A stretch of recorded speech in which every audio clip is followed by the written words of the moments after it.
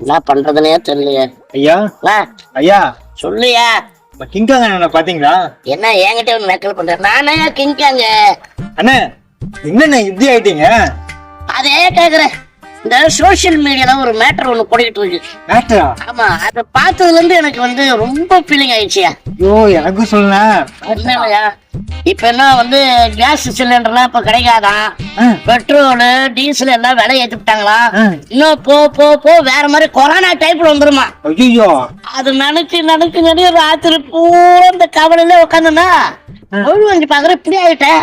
ஐயோ அப்ப ஏன் நிலைமை? ஏன் பயப்படுற? பயப்படாத. எங்க இப்ப எங்க கிளம்புற நீ?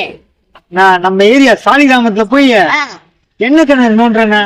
என்ன கிணறு நோண்ட போறியா? இவன் நோண்டுற என்ன கிணறு?